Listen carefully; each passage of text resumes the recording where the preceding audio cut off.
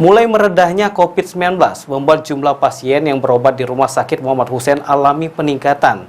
Mengatasi antrian batu bata yang viral di media sosial beberapa hari lalu, Rumah Sakit Muhammad Hussein Palembang akan menambah personil serta meminta warga yang hendak berobat untuk mendaftar melalui online yang disiapkan Rumah Sakit Muhammad Hussein Palembang.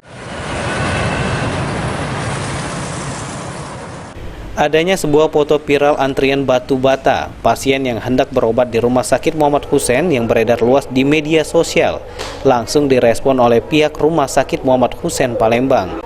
Melalui Direktur Pelayanan Medik yaitu Dr. Marta Henry, Rumah Sakit Muhammad Hussein mengungkapkan jika kejadian tersebut dikarenakan masih banyak warga yang hendak berobat ke Rumah Sakit Muhammad Hussein khususnya di rehabilitasi medik belum melakukan melalui sistem online yang kini telah diterapkan di Rumah Sakit Muhammad Hussein. Selain itu juga menurut Dr. Marta Henry saat ini khususnya sejak COVID-19 mulai mereda, jumlah pasien rehabilitasi medik yang mendaftar untuk berobat ke Rumah Sakit Muhammad Hussein terus bertambah dan bagian administrasi pendaftaran kurang.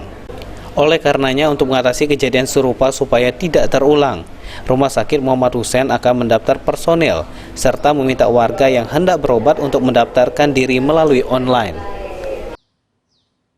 Akan menambah tenaga kita, inkubasi terapi, fisioterapis, ya gitu ya, supaya ini juga bisa memfasilitasi itu. Juga dengan pendaftaran online ini juga ada kuotanya Pak. Jadi kan ini bukannya sifatnya gawat darurat ya. Kalau gawat darurat kan mereka bisa langsung ke emergensi. Ini kan sifatnya tidak gawat darurat, sehingga